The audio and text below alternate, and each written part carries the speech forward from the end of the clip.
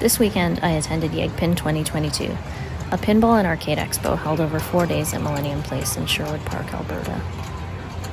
This was my first major event since getting into pinball last year. I usually go to Arcadium Retro Arcade in Sherwood Park, and I thought they were insane for having over 40 pinball machines, but Yegpin had over 200. Arcadium was a sponsor, so all of the pins I usually see there were at the expo, in addition to tons more. My mission going into the weekend was to play everything I hadn't played before. I wanted to leave knowing I had played absolutely everything in the building. It was held in 2 adjacent arenas, one being completely free play, so you pay for the weekend or just admission for a single day, and you could play any of those machines, no loonies or tokens required. That's how Arcadium works too. I have to say I prefer it to any experience I've had where I'm digging for loonies or quarters or whatnot. It just feels like it's a better opportunity to practice certain shots and techniques and really get to know a game. The incentive for people to bring in their pinball machine for the event was an entry into a draw for a new pinball machine, I believe a new Stern, so I think that was a great motivation. There's also just a great community of people in the Edmonton area who take amazing care of their machines and like to share them. The second arena was home to a few tournaments. There was a match play championship, women's championship, a pro championship, a kids one, a charity one.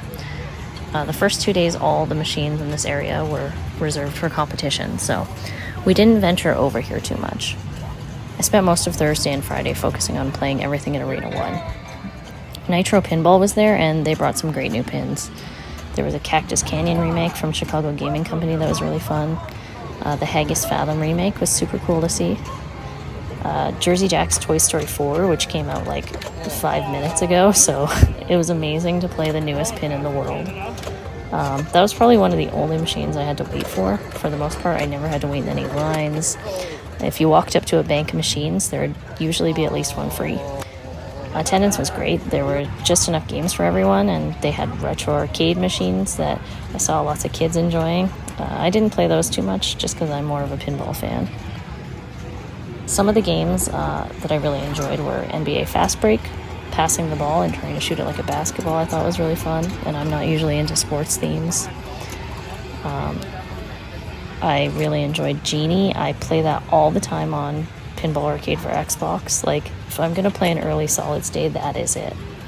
I love the sound. There's like this kind of turkey noise. It's like, loo. I think the art is beautiful.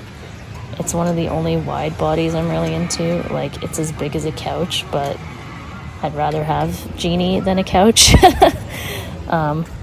So yeah, it lived up to my expectations. I had lots of fun playing it. I also enjoyed Judge Dredd. That had a fun super game feature where you could just jump right into multi-ball games. Data East Batman was fun. I've played 66 and The Dark Knight, and I think this is my new favorite Batman game. Some more modern games that I enjoyed were The Wizard of Oz and The Hobbit. Both of those had shots that I thought were fun and easy, and since I'm still kind of new at this, I like easy. I pretty much couldn't help but hit the ramps on The Hobbit. And this one had a golem head on the plunger, which was super unique. We played Johnny Mnemonic, which is probably the greatest example of bad movie, great pin. The robot hand to pick up and move around balls was so unique.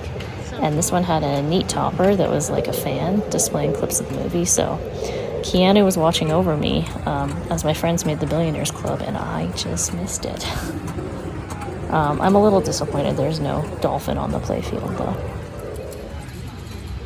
Saturday night was the Yegpin After Dark event. The lights were lowered, and we were invited to dress up like it was the 80s or 90s, so I put together a neon workout outfit.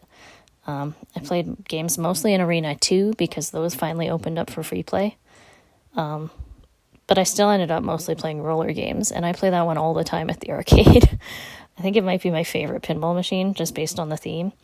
If you haven't seen roller games, I urge you to check out an episode. It's on YouTube, so like pause this and go watch roller games. There's rollerblades, there's an alligator pit involved. I will say no more. Just go check it out.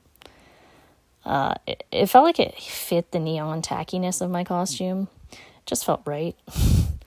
There were a few other people in costume, not many, but I got some thumbs ups, and I met some girls from Calgary who looked fabulously 80s as well, so that was fun. Analog Brewing was there the whole weekend, and they made a special Yegpin beer called the Wizard's Brew. It was delicious, but it also happened to be higher percent than I'm used to, so yeah, the party vibes were on. Sunday we played some more of the machines that opened up in Arena 2. Some of my favorites were Data East Jurassic Park, Medieval Madness, which I've played before, but any opportunity to destroy that castle I will take. The Rick and Morty pin was really fun and silly. That actually made me want to watch the show again. There's a Bally Playboy that I really enjoyed. Someone put a ton of work into restoring it, and it looked beautiful. I love the vintage Playboy aesthetic. That one we needed credits added to, but it was no problem. There were lots of volunteers walking around the whole weekend, adding credits, fixing games, retrieving stuck balls, so things ran smoothly the whole time. So yeah, many thanks to the volunteers and everyone who put the show on. I was there all 4 days, and it felt like a huge success. I had fun the entire time, and everyone else was having a great time, and yeah, it was great seeing people out enjoying pinball.